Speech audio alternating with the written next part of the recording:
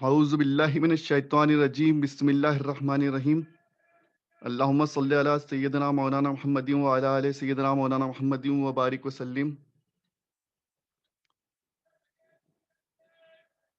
اللہ تعالیٰ کا بڑا کرم، شکر اور احسان کہ اس نے ہم سب کو اپنے دین کے خاطر ایک ساتھ بیٹھنا، اکٹھا ہونا، آن لائن کے ذریعے جڑنا اور اللہ اور اس کے رسول کی بتائی ہوئی باتوں کا ذکر کرنا، قرآن اور حدیث کو سمجھنا، ان تمام باتوں کی توفیق عطا فرمائی۔ اور اللہ تعالیٰ کا سب سے بڑا کرم اور احسان یہ ہے کہ اللہ تعالیٰ نے ہمیں اپنے محبوب نبی کریم صلی اللہ علیہ وسلم کے امتی بنایا، ان کی امت میں پیدا فرمایا۔ یہ اللہ کا خاص کرم اور احسان ہے جس کا شکر ہمیں ہمیشہ کرتے رہنا چاہیے، اور اللہ اور اس کے رسول کا زندگی بھر ہمیں شکر گزار رہنا ہے، کیونکہ اللہ تعالیٰ نے ہمیں ایمان کی دولت سے نوازا ہے، ایمان والوں میں پیدا فرمایا۔ تو یہ بھی اللہ کا بڑا کرم اور احسان ہے کہ اللہ تعالیٰ نے ہمیں ایمان والوں میں پیدا فرمایا اور اپنے نبی کا امتی بنایا، اور آج اپنے دین کے خاطر ہمیں ذکر کرنے کے لیے، سیکھنے اور سکھانے کے لیے، ایک دوسرے کو بتانے کے لیے، سمجھنے کے لیے اکٹھا فرمایا۔ اور جس طرح سے ہم نے پڑھتے آئے ہیں اور جس طرح سے آیا ہے کہ تم میں بہترین لوگ وہ ہیں جو قرآن سیکھیں اور سکھائیں، تو اللہ تعالیٰ کا کتنا بڑا احسان اور کرم ہے، کتنی بہترین بات شریعت میں اور اسلام میں بتائی گئی کہ سیکھنے والا پہلے ہے۔ تم میں بہترین لوگ وہ ہیں جو قرآن سیکھیں، سیکھنے والا پہلے اور سکھانے والا بعد میں، یعنی کہ ہمیں سیکھنے کی طلب رکھنا ہے، کیونکہ بہترین لوگ وہ ہیں جو قرآن سیکھیں، اور پھر فرمایا اور سکھائیں، یعنی کہ سیکھنے والے کا بھی مرتبہ بڑا ہے۔ ہم لوگ سیکھنے کی کوشش کر رہے ہیں تو اللہ تعالیٰ نے سیکھنے والوں کا بھی مرتبہ بڑا رکھا ہے۔ یہاں وہ نظام نہیں ہے کہ سکھانے والا بڑا ہے اور سیکھنے والا چھوٹا ہے۔ اللہ تعالیٰ نے کتنی خوبصورت بات فرمائی ہے کہ تم میں بہترین لوگ وہ ہیں جو قرآن سیکھیں اور سکھائیں۔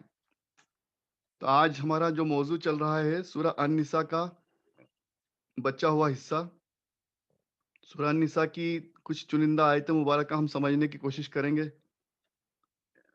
آیت نمبر 103 میں اللہ تعالیٰ نے فرمایا، جب نماز پوری کر چکو تو کھڑے ہو کر، بیٹھ کر اور لیٹ کر اللہ کا ذکر جاری رکھو۔ نماز پڑھ لو تو کھڑے کھڑے، بیٹھ کر اور لیٹ کر اللہ کا ذکر کرو، یعنی کہ اللہ تعالیٰ فرما رہا ہے کہ نماز کے علاوہ بھی ذکر کیا کرو۔ صرف 5 وقت کی نماز سے ہم لوگ مطمئن ہو کر اس کو ذکر کو چھوڑ نہیں سکتے۔ ہمیں اللہ کا ذکر بیٹھ کر بھی کرنا ہے، لیٹ کر بھی کرنا ہے، کھڑے ہو کر بھی کرنا ہے، اور پھر جب اطمینان کی حالت ہو جائے تو قائم رکھو نماز کو۔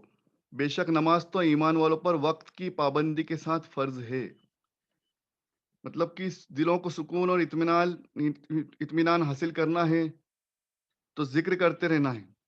اللہ تعالیٰ کا ذکر کرنے سے دلوں کو سکون اور اطمینان حاصل ہوتا ہے۔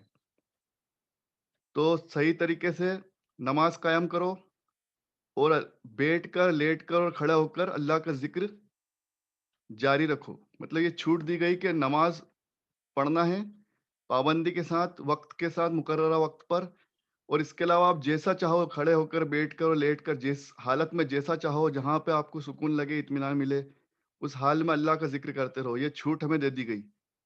اس کے لیے اس سے بہتر آسانی اور کیا ہو سکتی کہ آپ جیسے ہوں، جیسا بیٹھے ہوں، لیٹے ہوں، چل رہے ہیں، گھوم پھر رہے ہیں، لیکن اللہ کا ذکر جاری رکھیں۔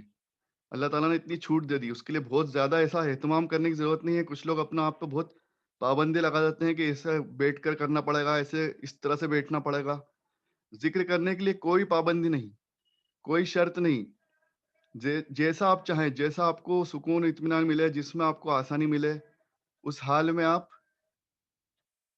اپنا ذکر جاری رکھیں۔ پھر آیت نمبر 105 میں فرمایا، بے شک ہم نے آپ کی طرف کتاب نازل فرما دی حق کی بنیاد پر، تاکہ انسانوں کے بیچ آپ فیصلہ کر سکیں اس انصاف پر جو اللہ نے آپ کو بتایا ہے، اور تم دغا بازوں کی وکالت نہ کرنا، اور اللہ سے معافی کی درخواست کرتے رہو، بے شک اللہ معاف کرنے والا اور مہربان ہے۔ آگے فرمایا، اور ان لوگوں کی طرفداری میں کوئی بحث نہ کرو جو اپنے جی میں کپٹ رکھتے ہیں، بے شک جو لوگ دغا باز گناہ گار ہیں اللہ ان سے محبت نہیں کرتا۔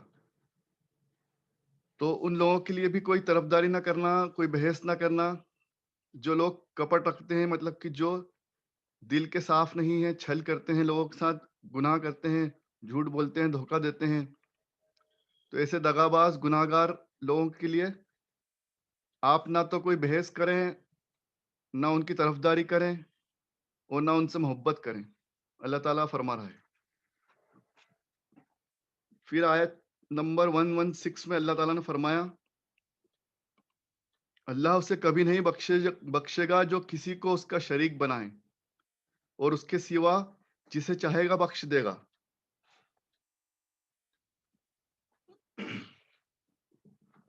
کیا فرمایا اللہ تعالیٰ نے؟ کہ اللہ تعالیٰ اسے کبھی نہیں بخشے گا جو کسی کو اس کا شریک بنائے، اور اس کے سوا جسے چاہے گا بخش دے گا، اور جس نے اللہ کے ساتھ کسی کو بھی شریک ٹھہرایا وہ بڑی دور کی گمراہی میں جا پڑا، استغفر اللہ۔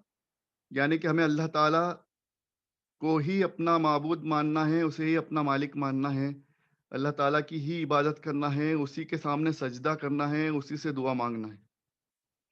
اللہ کے سوا کسی کو نہ سجدہ کرنا ہے، نہ کسی سے کسی غیر کے اللہ کے غیر سے مطلب غیر اللہ مطلب اللہ کے کسی غیر سے کسی اور سے نہ دعا مانگنا ہے، نہ اس کو سجدہ کرنا ہے۔ صرف اور صرف عبادت کے لائق اللہ تعالیٰ ہے۔ یہ اللہ تعالیٰ نے فرما دیا کہ اللہ کے سوا کسی اور کو سجدہ مت کرو، کسی اور سے دعا مت کرو۔ ہاں، درخواست کر سکتے ہو آپ دعا کی دوسروں سے دعا کی درخواست کرنا کہ اللہ تعالیٰ سے آپ ہمارے لیے دعا کریں۔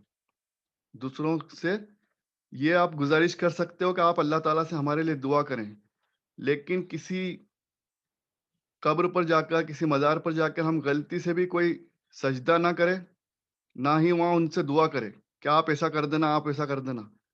ان سے یہ آپ گزارش کر سکتے ہو وہاں درود شریف پڑھیں، فاتحہ پڑھیں، اور یہ گزارش کریں کہ آپ بھی ہمارے لیے دعا کریں، اور اللہ تعالیٰ آپ کو جنت الفردوس عطا فرمائے۔ مطلب آپ ان کے لیے دعا کریں گے تو ظاہر سی بات ہے وہ آپ کے لیے دعا کریں گے، لیکن دعا اور عبادت صرف اللہ تعالیٰ کی کرنا ہے۔ اللہ کے سوا کسی سے دعا بھی نہیں کرنا ہے، اللہ کے سوا کسی کو سجدہ بھی نہیں کرنا ہے، کسی طرح کا کوئی سجدہ نہیں کرنا ہے، نہ احترام کا، نہ محبت کا، نہ کسی اور طرح کا۔ صرف اور صرف اللہ کو ہی سجدہ کرنا جائز ہے۔ اس بات کو ہمیں خاص طور سے سمجھنا ہے، کیونکہ اللہ تعالیٰ نے کیا فرما دیا کہ میں سب گناہ معاف کر دوں گا، لیکن جس نے میرا کوئی شریک بنایا، یعنی جس نے شرک کیا، اس کا کوئی گناہ معاف نہیں کروں گا، باقی تمام گناہ انشاءاللہ معاف ہو جائیں گے۔ اللہ کے سوا زنانی چیزوں کو پکارتے ہیں، اللہ نے کیا فرمایا آگے کہ اللہ کے سوا زنانی چیزوں کو پکارتے ہیں، یعنی کہ لوگوں نے اس وقت دیوی ہیں کچھ بت گھڑ لیے تھے اور ان کو پکارتے تھے، ان کے سامنے اپنی گزارش اور مسئلے مسائل رکھتے تھے، تو اللہ تعالیٰ نے فرمایا کہ میرے سوا دوسروں کو جو پکارتے ہیں اور شیطان مردود کی دعوت پر چل پڑے ہیں، میں انہیں معاف نہیں کروں گا۔ یہ سب شیطان کا راستہ ہے، شیطان انسان کو بھڑکاتا ہے اور اس سے گناہ کرواتا ہے۔ تو اللہ تعالیٰ سے دعا کرتے رہنا چاہیے کہ اللہ تعالیٰ ہمیں شیطان کے سائے سے، شیطان کے شر سے ہم سب کی حفاظت فرمائے، آمین۔ آیت نمبر 117 کے بعد ہم نے جو انتخاب کیا ہے وہ آیت نمبر 135 ہے۔ 135 میں اللہ تعالیٰ نے فرمایا، اے ایمان والو قائم رہو انصاف پر، اگر تمہارا اپنا نقصان ہو یا ماں باپ کا یا رشتہ داروں کا، ہر حال میں اللہ کے لیے گواہی دو۔ اگر کوئی مالدار ہو یا ضرورت مند تو اللہ تم سے زیادہ ان کی فکر کرنے والا ہے۔ مطلب جب بھی ایسا کوئی وقت آ جائے تو انصاف کرو، چاہے اس میں تمہارا اپنا نقصان ہو جائے یا اپنے ماں باپ کا یا رشتہ داروں کا نقصان ہو جائے تو گواہی ہمیشہ حق کی گواہی دو، حق یعنی کہ سچ کی گواہی دو، سچ کی طرف بولو، اور انصاف کرتے وقت جی کی چاہ پر مت چلو، یعنی کہ تمہارا دل جو بولے اس پہ مت چلو، بلکہ تم حق بات کرو۔ اگر تم دبی زبان سے یا لگی لپٹی گول مول بات کہو گے تو ہر حال میں اللہ تمہارے سب کاموں کی خبر رکھتا ہے۔ اللہ اکبر۔ یعنی کہ جب بھی آپ کے سامنے کوئی مسئلہ آئے تو اس میں حق بات کرو، حق بات کی طرف اس کی طرف بولو، اس کی طرفداری کرو، اور دبی زبان میں یا گول مول بات یا لگی لپٹی بات مت کرو۔ اللہ تعالیٰ سب جاننے والا ہے۔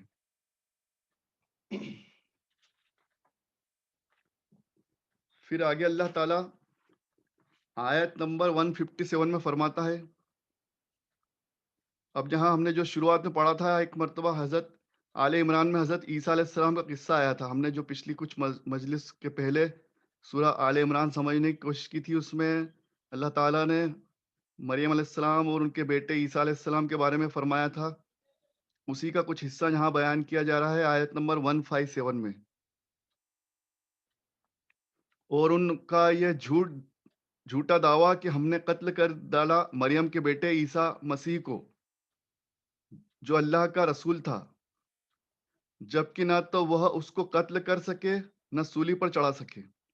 ابھی اللہ تعالیٰ نے یہاں واضح طور پر قرآن مجید میں فرمایا ہے کہ عیسیٰ علیہ السلام کو، عیسیٰ مسیح جو بولا ورڈ آیا ہے عیسیٰ علیہ السلام سن آف مریم، ہے نا، مریم علیہ السلام کے بیٹے، تو ان کو عیسیٰ علیہ السلام کو انہوں نے نہ سولی پر چڑھا سکے نہ ان کو قتل کر سکے، لیکن ان کے آگے عیسیٰ جیسی صورت بن گئی جس کا ان کو شک پڑ گیا۔ ابھی اللہ تعالیٰ کا معجزہ تھا، اللہ کی کرامات تھیں، اللہ جو چاہے وہ ہو سکتا ہے، تو اللہ تعالیٰ نے ایسا دکھا دیا کہ انہوں نے عیسیٰ علیہ السلام کو سولی پر چڑھایا، لیکن اللہ تعالیٰ نے کیا فرمایا کہ وہ ابھی اس کو نہ مار سکے نہ اسے سولی پر چڑھا سکے۔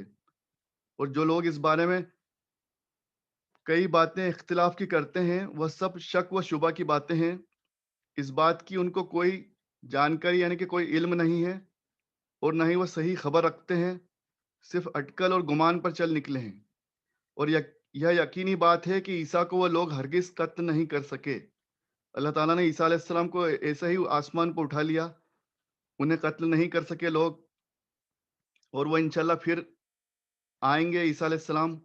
حدیثوں سے یہ ثابت ہوا، صحیح حدیث سے ثابت ہوا کہ عیسیٰ علیہ السلام پھر تشریف فرمائیں گے، اور دجال کا جو معاملہ ہوگا وہ تمام باتیں حدیث مبارکہ میں آئیں۔ تو ابھی اللہ تعالیٰ نے عیسیٰ علیہ السلام کو اٹھا لیا ہے، ان کے دشمن اس بات کا گمان رکھتے ہیں، اس غلط فہمی میں ہے کہ انہوں نے ان کو سولی پہ چڑھا دیا۔ اب اللہ تعالیٰ نے جیسا چاہا، جس کو چاہا اس کی صورت ان جیسی بنا دی اور ان کو شک میں ڈال دیا۔ یہ اللہ تعالیٰ نے واضح فرما دیا قرآن مجید میں۔ اور آگے فرمایا 158 میں، بلکہ اللہ نے عیسیٰ علیہ السلام کو اپنی طرف بلندی پر اٹھا لیا۔ وہی جو بات میں آپ کے سامنے پیش کر رہا تھا وہ آگے آ گئی کہ اللہ تعالیٰ نے عیسیٰ علیہ السلام کو اپنی طرف بلندی پر اٹھا لیا، اور اللہ تو بڑا غلبے والا اور حکمت والا ہے۔ اللہ اکبر۔ مطلب غلبے والا مطلب اللہ تعالیٰ غالب ہے۔ ہم بولتے ہیں نا آلمائٹی گاڈ، تو آلمائٹی مطلب تمام طاقتیں اس کے پاس ہے، تمام پاور، تمام قدرت اس کے پاس ہے۔ تو اللہ تعالیٰ بڑا غلبے والا ہے، اور اس نے اور بڑا حکمت والا ہے۔ تو اس نے عیسیٰ علیہ السلام کو اپنی طرف بلندی پر یعنی کہ آسمان کی طرف اٹھا لیا۔ پھر فرمایا کتاب پانے والوں میں کوئی ایسا نہ ہوگا جو اپنی موت سے پہلے عیسیٰ علیہ السلام پر ایمان نہ لائے۔ اب دیکھیے کتنی بڑی بات ہے، عیسیٰ علیہ السلام کو ماننا، ان پر ایمان لانا بھی ہماری ایمان کا حصہ ہے۔ صاف طور پہ اللہ تعالیٰ نے کیا فرمایا، کتاب پانے والوں میں کوئی ایسا نہ ہوگا، مطلب کہ یہودی ہو، نصارہ ہو، عیسائی، مطلب کوئی بھی ہو، اور مسلمان ہو، کوئی بھی ہو، جس کو اہل کتاب کہا جاتا ہے، جن پر کتاب نازل ہوئی، جیسے ہم پر قرآن مجید نازل ہوا، تو قرآن والوں کو بھی یہ بتا دی گئی بات، یہ صاف طور سے قرآن والوں کو بول دی گئی یہ بات کہ تم میں سے کوئی ایسا نہ ہوگا جو اپنی موت سے پہلے عیسیٰ علیہ السلام پر ایمان نہ لائے۔ یعنی کہ ہمیں ان کو ماننا ہے، نبی ماننا ہے، اور ان پر ایمان لانا ہے، وہ اللہ کے بندے اور نبی ہیں، ہے نا۔ اس کے علاوہ کچھ لوگ انہیں، استغفر اللہ، اللہ کا بیٹا بتاتے ہیں وہ غلط ہے. ہمیں اپنے ایمان کو صحیح رکھنا ہے، اپنے عقائد کو بگڑنے نہیں دینا ہے. وہ اللہ کے نبی ہیں، وہ اللہ کے نبی ہیں. عیسیٰ علیہ السلام اللہ کے نبی ہیں. تو ہمیں ایمان لانا ضروری ہے کہ عیسیٰ علیہ السلام اللہ کے نبی ہیں، اور قیامت کے دن عیسیٰ علیہ السلام ان تمام کتاب والوں کے غلط عقیدوں کے خلاف گواہی دیں گے. استغفر اللہ. جو انہیں اللہ کا نعوذ باللہ استغفر اللہ بیٹا قرار دیتے ہیں، وہ انہی کے خلاف گواہی دیں گے. تمام امت کے لوگ کھڑے ہوں گے جب بروز قیامت، روز محشر میں، تو ہر امت کے نبی رسول اپنی امت پر گواہی دیں گے کہ انہوں نے کیا صحیح کیا، کیا غلط کیا، اور میں نے اپنی بات ان تک پہنچا دی تھی، پھر بھی ان لوگوں نے اس پر نہ ایمان لائے نہ اس پر عمل کیا. استغفر اللہ. تو اللہ تعالیٰ سب کے لیے سب نبی اور رسولوں کو گواہ بنا کر کھڑا کر دے گا. اس دن کوئی اس بات سے مکر نہیں سکتا کہ میں نے ان کی بات نہیں سنی تھی، یا مجھ تک ان کا پیغام نہیں پہنچا تھا. پھر آیت نمبر 175 میں فرمایا، اے انسانوں، تمہارے پاس تمہارے رب کی طرف سے بہت بڑی کسوٹی آ چکی ہے، اور ہم نے تمہاری طرف کھلا ہوا نور اتار دیا. سبحان اللہ. یعنی کہ اللہ تعالیٰ نے قرآن مجید بھی بھیج دیا اور اپنا نبی بھی بھیجا. اب یہ نبی ہمارے لیے نور ہے، اللہ کا نور ہے نبی. اور سب سے بڑی کسوٹی اور ہمارے لیے روشن دلیل کون ہے؟ قرآن مجید. تو اللہ تعالیٰ کیا فرما رہا ہے کہ تمہاری طرف ہم نے بڑی کسوٹی روشن دلیل بھی بھیج دی، اور اپنا نور بھی بھیج دیا، اپنا نبی بھی بھیج دیا. اب جو لوگ اللہ پر ایمان لائیں گے اور اس دلیل کو یعنی قرآن مجید کو مضبوطی سے پکڑ رکھیں گے، تو اللہ بہت جلد ان کو اپنی رحمت میں داخل کر دے گا انشاءاللہ. اور ان پر اپنی رحم فرمائے گا، اپنا کرم فرمائے گا، اور اپنی طرف آنے کے سیدھے راستے پر چلا کر منزل مقصود تک پہنچا دے گا. سبحان اللہ. اب دیکھو صحیح راستہ کیا ہے اور صحیح طریقہ کیا ہے کامیابی حاصل کرنے کا. اللہ تعالیٰ نے آیت نمبر 176 میں فرما دیا کہ پہلے تو میرے نبی پر ایمان لاؤ، پھر قرآن مجید کو مضبوطی سے تھام لو، یعنی قرآن مجید کو پڑھو، اس کو سمجھو، اس پر عمل کرو. تو اللہ بہت جلد ان کو اپنی رحمت میں داخل کر لے گا، ان پہ اپنا فضل فرمائے گا، اور اپنی طرف آنے کا سیدھا راستہ بھی دکھا دے گا. قرآن پڑھنے والا، قرآن کو سمجھنے والا انشاءاللہ کبھی غافل نہیں ہو سکتا، کبھی بھٹک نہیں سکتا، کبھی فرقوں کا شکار نہیں ہو سکتا. کیونکہ وہ اللہ تعالیٰ نے خود فرما دیا کہ تم اس کو پڑھو، اس کو سمجھو، تو ہم تمہیں سیدھا راستہ دکھا دیں گے، بھٹکنے سے تم بچ جاؤ گے. اور آگے فرمایا کہ منزل مقصود تک پہنچا دیں گے، یعنی کہ تم کامیابی کو پالو گے، تمہارا ڈیسٹینیشن پہ پہنچ جاؤ گے. پھر آگے آیت نمبر 177 اور جو اس سورہ مبارکہ کے آخری آیت مبارکہ ہے، جسے ہم نے شروعات میں سمجھا تھا کہ سب سے زیادہ اس سورہ مبارکہ میں خواتین کا مرتبہ بتایا گیا ہے، اس لیے اس کا نام النساء رکھا. تو خواتین کے حقوق بتائے گئے، وومن امپاورمنٹ کی بات کی گئی، وومن رائٹس کی بات کی گئی، ایکولیٹی کی بات کی گئی، یہاں تک کہ ہیومن رائٹس بھی اور چارٹر بھی یہاں سے اس کا بیس ہے. جو لوگ ہیومن رائٹس اور چارٹر کی بات کرتے ہیں، سوشل اور سوسائٹی میں ایک دوسرے کو برابری کا حق دیتے ہیں، رائٹس کی بات کرتے ہیں، سمانتا کی، سمرستا کی بات کرتے ہیں، وہ تمام باتیں سورہ النساء سے نکلی ہیں. اور سب سے 1450 سال پہلے سب سے پہلی فکر اللہ اور اس کے رسول نے ان تمام لوگوں کی فکر کی ہے. اگر ہم صبح سے لے کر شام تک بھی دیکھیں تو تمام مسئلے مسائل سورہ النساء میں آ گئے ہیں، جو ہم نے پچھلی مجلس میں بھی پڑھے تھے اور سمجھنے کی کوشش کی تھی. تو اس سے بہترین بات اور اس سے بہترین رولز، ریگولیشن اور رائٹس کون بتا سکتا ہے جو قرآن مجید ہمیں بتا رہا ہے. تو جن لوگوں نے پچھلی مجلس نہیں سنی ہو، پچھلی مجلس سن لیں، تاکہ انہیں پتہ چل جائے کہ خواتین کے کیا حقوق ہیں، ان کو کس طرح سے ان پہ ان کی حق کی ادائی کرنا ہے، حقوق کی ادائی کرنا ہے. چاہے آپ والد ہوں، بھائی ہوں، تو آپ کو اپنی بیٹیوں کا، اپنی بہنوں کا اپنی اور آپ شوہر ہو تو اپنی بیوی کا خیال رکھنا ہے، ان کے حقوق ادا کرنا ہے، وراثت میں بھی ان کا حصہ رکھنا ہے، وصیت کر کے جانا ہے، وراثت میں ان کا حصہ رکھنا ہے، جس طرح سے اللہ تعالیٰ نے قرآن مجید میں فرما دیا ہے۔ تو اس کا ڈیٹیل جو طریقہ ہے سمجھنے کا، یا تو آپ خود سورہ النساء پڑھیں، اگر آپ نہ سمجھ پائیں تو کسی عالم دین سے، مفتی سے، معتبر مفتی سے اس کا فتویٰ لے لیں کہ کس طرح سے خواتین کو ان کا حصہ وراثت میں دینا ہے۔ ہمارے یہاں میں نے پچھلی مجلس میں بھی کہا تھا کہ سب سے زیادہ غلطی اسی میں ہوتی ہے، سب سے زیادہ گناہ اسی میں ہوتا ہے کہ 95% لوگ اپنی بیٹیوں کو حصہ نہیں دیتے، اپنی بہنوں کو حصہ نہیں دیتے، اپنی بیوی کو صحیح طرح سے حصہ نہیں دیتے وراثت میں، تو وہ اس بات کے حقدار ہیں۔ تو ہمیں اس بات کی کوشش بھی کرنا چاہیے اور اس بات کو آگے بھی بڑھانا چاہیے کہ ہر بیٹی کو اپنے باپ کے، مطلب اپنے والد کے مال سے حصہ ملے، چاہے وہ شادی شدہ ہو یا غیر شادی شدہ ہو، اس کو شادی کے بعد ملے، شادی کے پہلے ملے، لیکن اپنے والد کے وراثت میں سے اس سے حصہ ملے۔ بھائی اسے حصہ دیں، والد اپنی حیات میں حصہ دیں یا اس کے لیے وصیت کر کے جائیں۔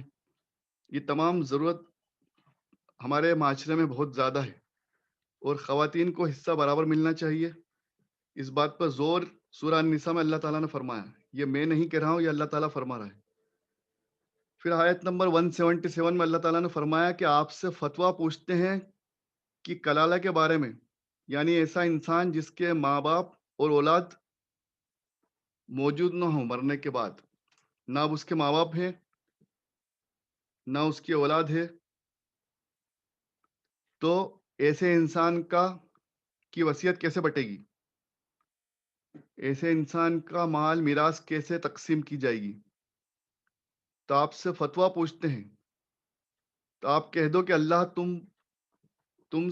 تم کو کلالہ کے بارے میں حکم سناتا ہے، یعنی کہ ایسے شخص کے بارے میں حکم کیا ہے جس کے ماں باپ اور اولاد موجود نہ ہو اور وہ انتقال کر جائے، ماں باپ بھی نہ ہو اس کے اور اس کی کوئی اولاد نہ ہو، جس کی کوئی اولاد مطلب نہ بیٹا ہو نہ بیٹی ہو، اس کے بارے میں حکم کیا سناتا ہے کہ اگر کوئی ایسا مرد انتقال کر جائے جس کی اولاد نہ ہو اور اس کی ایک بہن ہو، تو اس کے آدھے مال کی وہ حصے دار ہوگی۔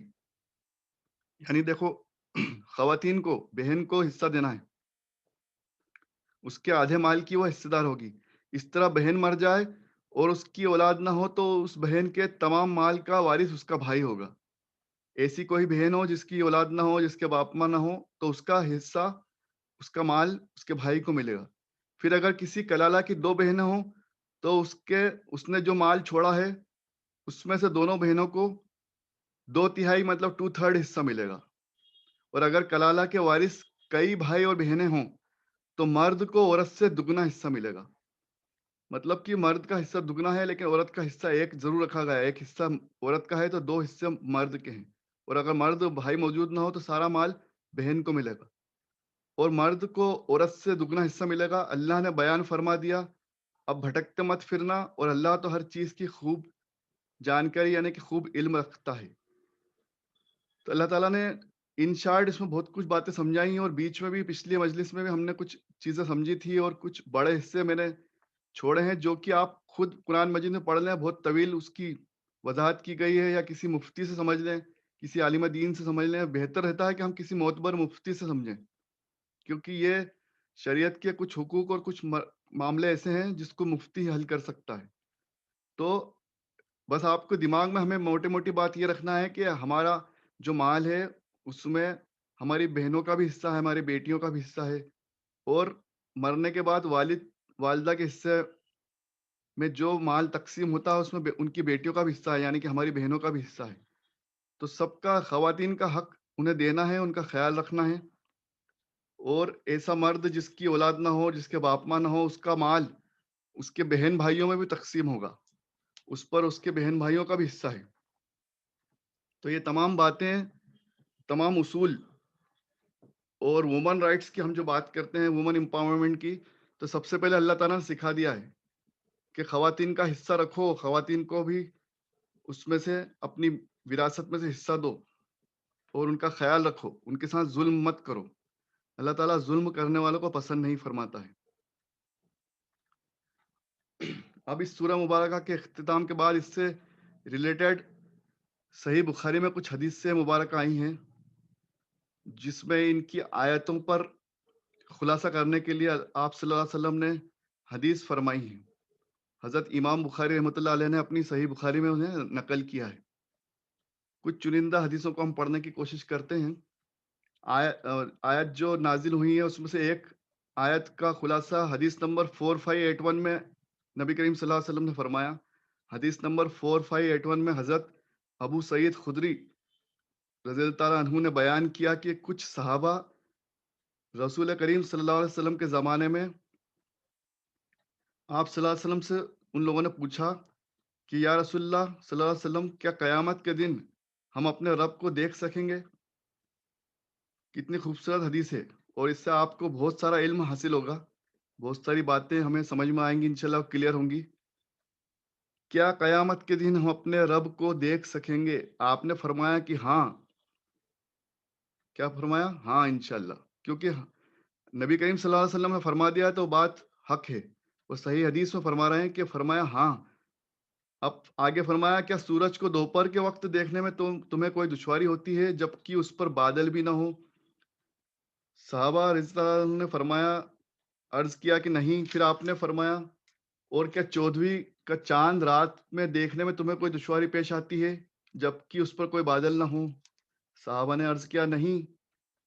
پھر آپ نے فرمایا کہ بس اسی طرح تم بلا دقت بنا رکاوٹ کے اللہ کو دیکھو گے انشاءاللہ. سبحان اللہ. قیامت کے دن اللہ تعالیٰ ہمیں دکھائی دے گا جس طرح سے اس کی قدرت ہے، جیسی شکل میں وہ آنا چاہے گا وہ اپنی شان کے مطابق ہمیں دکھائی دے گا. اور پھر ایک منادی آواز دے گا کہ ہر امت اپنے معبود کے ساتھ حاضر ہو جائے. اب جو ہم نے ابھی پڑھا تھا ایک آیت کا ترجمہ ہم نے پڑھا تھا کہ سب امتوں کو کھڑا کیا جائے گا اور ان پہ ایک ایک ان کا رسول نبی ان پر گواہی دے گا. اس کا خلاصہ اس حدیث میں ہے کہ ایک تو اللہ تعالیٰ ہمیں دکھائی دے گا، پھر تمام امتوں کو کھڑا کر دیا جائے گا اور اپنے معبودوں کے ساتھ حاضر ہو جائیں. اس وقت اللہ کے سوا جتنے بھی بتوں اور پتھروں کی پوجا ہوتی تھی سب کو جہنم میں جھونک دیا جائے گا. استغفر اللہ. مطلب اللہ کے سوا جو لوگ دوسرے بتوں کی اور پتھروں کی پوجا کرتے تھے سب کو جہنم میں جھونک دیا جائے گا. قرآن مجید میں ایک جگہ اللہ تعالیٰ نے یہ فرمایا کہ جہنم کا یعنی کہ دوزخ کا ایندھن انسان اور پتھر ہیں. تو پتھر کون ہے؟ وہ یہی پتھر ہیں جن کی لوگ پوجا کرتے ہیں. بتوں اور پتھروں کی پوجا ہوتی ہے تو ان سب کو انسانوں کے ساتھ جو ان کی پوجا کرتے تھے، جو ان کی عبادت کرتے تھے، ان سب کو جہنم میں جھونک دیا جائے گا. سب کو جہنم کی طرف لے جایا جائے گا. وہاں چمکتی ریت پانی کی طرح نظر آئے گی اور ان کو ٹکڑا ٹکڑا کر دیا جائے گا. پھر سب کو آگ میں ڈال دیا جائے گا. استغفر اللہ. پھر آگے پوچھا لوگوں نے، صحابہ کرام نے دریافت کیا کہ ہمارے ایمان والوں کا کیا حال ہوگا؟ تو ایمان والوں کو ان کا رب ایک صورت میں جلوہ گر ہوگا. سبحان اللہ. ایمان والوں کے لیے اللہ تعالیٰ ایک خاص صورت میں، جیسا کہ اس کی شان ہے، اس صورت میں جلوہ گر ہوگا اور اللہ تعالیٰ فرمائے گا کہ تمہارا رب میں ہوں. سبحان اللہ. مطلب اس سے یہ بات واضح ہو گئی کہ ہم انشاءاللہ نیک امتی جو اللہ کا ہے اور اس کے رسول صلی اللہ علیہ وسلم کا نیک امتی ہے، وہ بروز قیامت اللہ تعالیٰ کا دیدار بھی کرے گا. پھر حدیث نمبر 4582 میں عبداللہ بن مسعود رضی اللہ عنہ نے بیان کیا کہ مجھ سے نبی کریم صلی اللہ علیہ وسلم نے فرمایا مجھے قرآن پڑھ کر سناؤ. نبی کریم صلی اللہ علیہ وسلم صحابیوں سے کو بھی بولتے تھے، ان سے فرماتے کہ تم قرآن پڑھ کر سناؤ. تو میں نے عرض کیا حضور صلی اللہ علیہ وسلم کو کہ میں پڑھ کر سناؤں آپ کو؟ وہ تو آپ صلی اللہ علیہ وسلم پر ہی نازل ہوتا ہے. مطلب آپ سے بہتر کون پڑھ سکتا ہے؟ وہ تو آپ خود پر نازل ہوتا ہے، آپ خود پڑھتے ہیں. تو آپ صلی اللہ علیہ وسلم نے فرمایا کہ میں دوسروں سے سننا چاہتا ہوں.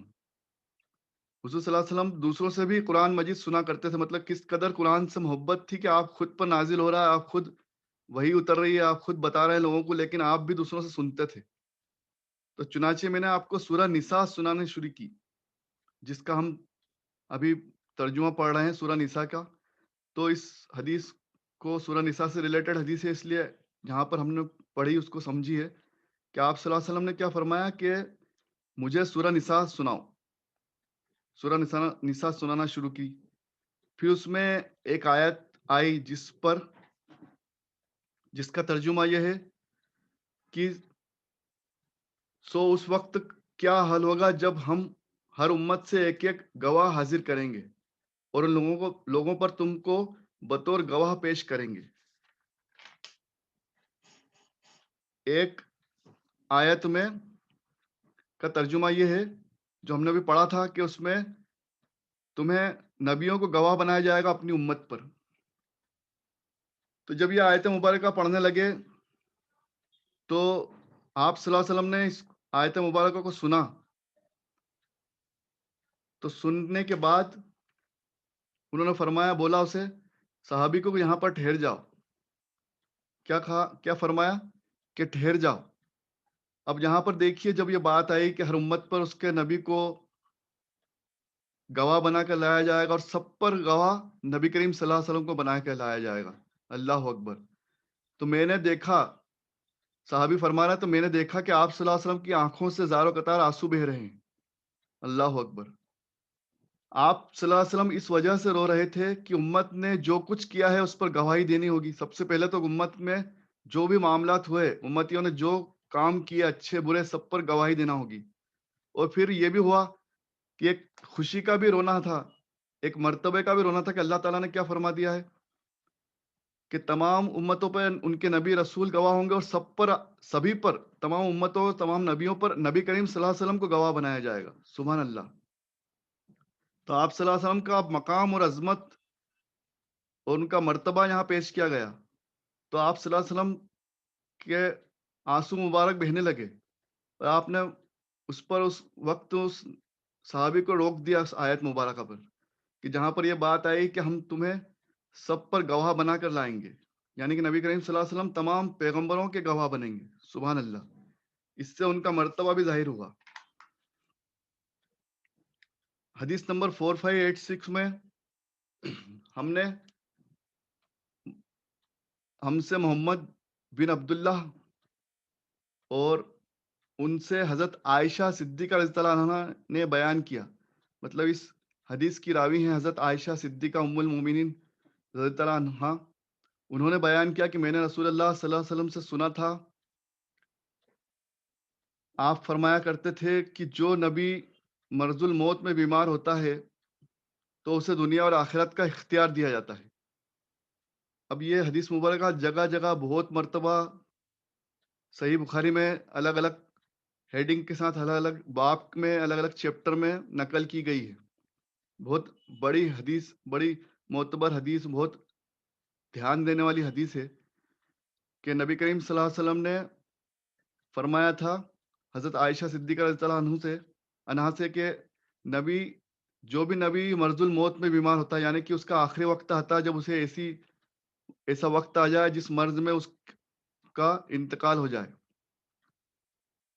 اس دنیا سے رخصت ہو جائیں، ظاہری طور پر اس دنیا سے رخصت ہو جائیں، تو اسے دنیا اور آخرت کا اختیار دیا جاتا ہے. پہلے اس نبی کو دنیا اور آخرت کا اختیار دیا جاتا ہے اور انہیں یہ بتایا جاتا ہے کہ ان کا جنت الفردوس میں کہاں مقام اور کیسا مقام ہے. سبحان اللہ. نبیوں کو ان کا مقام بتا دیا جاتا ہے اور ان کو جس طرح سے اللہ تعالیٰ نے قرآن مجید میں فرمایا کہ انبیاء، صدیقین، شہداء اور صالحین ان کے ساتھ رکھا جائے گا نیک لوگوں کو. ہم نے سورہ بقرہ، سورہ آل عمران میں پڑھا تھا. تو یہ مرتبے ہیں انبیاؤں کے، اس کے بعد صدیقین، پھر شہداء اور صالحین مطلب نیک لوگ. تو یہ آپ صلی اللہ علیہ وسلم کو بھی بتایا گیا اور ان کو اختیار دیا جاتا ہے کہ آپ دنیا میں رہنا چاہتے ہیں اور کہ اللہ تعالیٰ کے پاس آنا چاہتے ہیں، اللہ تعالیٰ کی جنت الفردوس میں، جنت جو اللہ تعالیٰ نے بنائی اس کو پسند کرنا چاہتے ہیں. آپ چاہیں تو دنیا کو پسند کریں، آپ چاہیں تو اب جنت کو پسند کر لیں، یعنی کہ اس دنیا سے رخصت ہو جائیں اور اللہ کے پاس چلے جائیں. تو ام المومنین فرماتی ہیں کہ مجھے سمجھ میں آ گیا تھا کہ آپ کو بھی اب اختیار دے دیا گیا ہے، یعنی کہ آپ صلی اللہ علیہ وسلم کا آخری وقت ہے اور آپ نے آخرت کو پسند فرمایا. سبحان اللہ. یعنی کہ جنت میں جانا پسند فرمایا، دنیا کو چھوڑنا پسند فرمایا. اس حدیث سے کیا دو باتیں واضح ہوئیں کہ ایک تو نبیوں کو ان کے انتقال کے پہلے ہی ان کا مقام بتا دیا جاتا ہے جنت الفردوس میں، اور انہیں اختیار بھی دیا جاتا ہے کہ آپ چاہیں تو اب مزید زندہ رہیں دنیا میں، یا آپ چاہیں تو آپ کا کام پورا ہو چکا، آپ نے اپنا پیغام پہنچا دیا، آپ نے اپنے جو ذمہ داری دی گئی تھی اس کو پورا کر لیا، تو اللہ آپ سے ملنا چاہتا ہے۔ اگر آپ چاہیں تو دنیا میں رہیں، آپ چاہیں تو اللہ سے ملاقات کریں۔ تو تمام نبی ایسے وقت میں اللہ کے سامنے سر جھکاتے ہیں، اللہ کی بات میں ان کی رضا میں راضی ہو جاتے ہیں، اور بے شک نبی کریم صلی اللہ علیہ وسلم بھی اللہ سے بہت محبت کرتے ہیں، اللہ کا کہ سب سے فرما بردار بندے ہیں۔ تو اللہ تعالیٰ نے کیا فرمایا کہ مجھے آخرت پسند ہے، اب مجھے دنیا پسند نہیں ہے، اور میں چاہوں گا کہ آخرت کو پسند فرماؤں، یعنی کہ نبی کریم صلی اللہ علیہ وسلم نے جنت الفردوس کو پسند فرمایا، دنیا کو ترجیح نہ دیتے ہوئے دنیا کو چھوڑنا پسند فرمایا۔ یہ بھی ایک بہت بڑی بات ہے کہ نبی کریم صلی اللہ علیہ وسلم اور تمام نبیوں کو اختیار دیا جاتا ہے، اور انہیں جنت میں ان کا مقام دکھایا جاتا ہے، جنت الفردوس بتائی جاتی ہے۔ تو یہ بہترین سورہ مبارکہ ہم نے جو پڑھی اور سمجھنے کی کوشش کی، اور اس میں کچھ حدیث مبارکہ سمجھنے کی کوشش کی، تو خلاصہ کلام یہ رہا اس کا کہ اس سورہ مبارکہ میں اللہ تعالیٰ نے سب سے زیادہ جو بات کی ہے وہ وومن امپاورمنٹ کی بات کی، ہیومن رائٹس کی بات کی، ہیومینٹی کی بات کی، سوشل رائٹس اور سوسائٹی میں اور فیملی میں ایک دوسرے کے رائٹس، ایک دوسرے کے حقوق کی بات کی، خاص طور سے خواتین یعنی عورتوں کا مقام بتایا گیا، خواتینوں کی بات اور ان کے حقوق کی بات کی، اور اللہ تعالیٰ نے یہ بھی فرمایا کہ جو ایک بہت زیادہ مشہور بات ہے کہ ہم 4 نکاح کر سکتے ہیں، تو اس میں ایک کنڈیشن بھی اللہ تعالیٰ نے لگائی ہے۔ اس کنڈیشن کی کوئی زیادہ تر بات نہیں کرتا، سب اتنی بات کہہ کر چپ ہو جاتے ہیں کہ 4 نکاح کی گنجائش ہے۔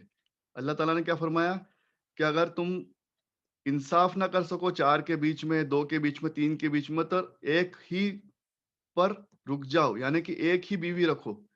اگر تمہیں اس بات کا ڈر یا اندیشہ ہو کہ تم 2 بیویوں کے بیچ میں انصاف نہ کر سکو گے، یعنی کہ خواتین کا یہاں بھی دھیان رکھنا ہے، انصاف کا دھیان رکھنا ہے کہ تمہیں وہ جو چھوٹ دی گئی ہے وہ کچھ الگ کنڈیشن کے تحت دی گئی ہے، لیکن اگر تم سے انصاف نہ کر سکو تو ایک ہی بیوی کافی ہے، ایک ہی پر رک جاؤ۔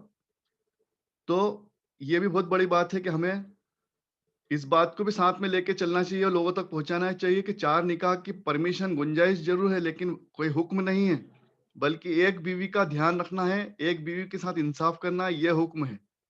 اگر تم ایک کے ساتھ انصاف نہ کر سکو، ایک کا حقوق ادا کرنا کر سکو، تو دوسری کی طرف مت سوچو، دوسری بیوی کی مت سوچو۔ بہتر یہ ہے کہ اللہ تعالیٰ نے خود فرما دیا کہ ایک ہی بیوی کے ساتھ رہو، اس کے حقوق ادا کرو، اس کے ساتھ انصاف کرو،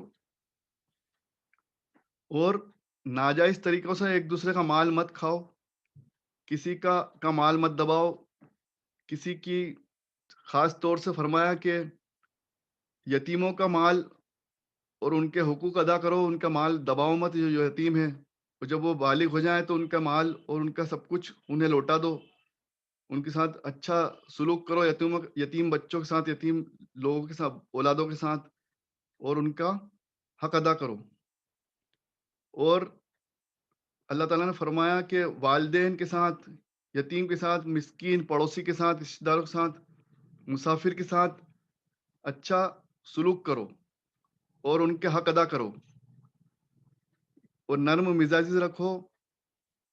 کنجوسی کا مشورہ دینے والے لوگوں کو بھی اللہ تعالیٰ پسند نہیں فرماتا۔ اس سورہ مبارکہ میں یہ بھی آیا تھا کہ اپنا مال خرچ کرو، کنجوسی مت کرو، اور لوگوں کو دکھانے کے لیے بھی مال خرچ مت کرو، مطلب دکھاوے سے بھی منع کیا گیا، نامواری سے، شو آف سے بھی منع کیا گیا، مطلب کہ ہر طریقے سے اللہ تعالیٰ نے ہمارے لیے لمٹ باندھ دی ہے کہ کس طرح سے زندگی جینا ہے، اور کس طرح سے نہ آپ کو کنجوسی کرنا ہے، نہ مطلب نہ بخل کرنا ہے، نہ دکھاوا کرنا ہے، ریاکاری سے بھی بچنا ہے، نامواری کے لیے خرچ نہیں کرنا ہے۔ تو اللہ تعالیٰ ہم سب کو صحیح عمل کرنے کی توفیق عطا فرمائے، ایک دوسرے کے حقوق ادا کرنے کی توفیق عطا فرمائے۔ اللہ تعالیٰ ہمیں دین سمجھنا اور دین پہ چلنا آسان عطا فرمائے۔ وآخر الدعوانا ان الحمد للہ رب العالمین۔ بسم اللہ الرحمن الرحیم، الحمد للہ رب العالمین۔ اللہ تعالیٰ ہم سب کا بیٹھنا قبول فرمائے۔ مجھ سے کہنے میں اور آپ سے سننے میں کچھ غلطی ہو گئی ہو تو اس غلطی کو اللہ تعالیٰ اپنے رحم و کرم کے صدقے میں معاف فرمائے۔ نبی کریم صلی اللہ علیہ وسلم کے ذریعے ان کے واسطے تمام امتیوں کی دعاؤں کو، تمام امتیوں کی جائز تمناؤں کو پورا فرمائے، اور ہماری اس نیکی کو ہمارے مرحومین کے لیے، ہم سب کے لیے، تمام امت مسلمہ کے لیے وسیلہ بنا دے، اور اللہ تعالیٰ تمام امت مسلمہ کی مغفرت عطا فرمائے، ہمارے گھر والوں کی، ہمارے والدین کی، ہم سب کی مغفرت عطا فرمائے، جنت الفردوس عطا فرمائے۔ تمام مرحومین کو اللہ تعالیٰ جنت الفردوس عطا فرمائے، آمین یا رب العالمین۔ اللہ تعالیٰ تمام جائز تمناؤں کو، تمام دعاؤں کو قبول فرمائے، ہر دکھ تکلیف رنج غم صدمے سے، تمام لا علاج بیماری سے، تمام شر سے، بری بلاؤں سے، تمام تکلیفوں سے، وبا سے ہم سب کی حفاظت عطا فرمائے، ہم سب کو دنیا اور آخرت کی کامیابی اور بھلائی عطا فرمائے، ہم سب کو دین پر چلنا آسان عطا فرمائے، ایمان والی زندگی اور ایمان والی موت نصیب عطا فرمائے۔ جس طرح سے اللہ تعالیٰ نے فرمایا سورہ النساء میں ہم نے پڑھا تھا کہ ہر انسان کو موت کا مزہ چکھنا ہے، تو ہم سب کو اللہ تعالیٰ ایمان والی موت نصیب عطا فرمائے۔ اللہ تعالیٰ ہم سب کا بیٹھنا بھی قبول فرما لے، غلطیوں کو معاف فرما دے، اور اپنا رحم و کرم اور اپنی تمام برکتیں ہم پر اور ہمارے مرحومین پر اور تمام امت مسلمہ پر نازل فرمائے۔ اللہ تعالیٰ ہر بلا سے، ہر شر سے، ہر تکلیف سے، ہر پریشانی سے ہم سب کی حفاظت عطا فرمائے، آمین یا رب العالمین۔ ربنا آتینا فی الدنیا حسنۃ وفی الآخرۃ حسنۃ وقینا عذاب النار۔ شکریہ، اللہ حافظ۔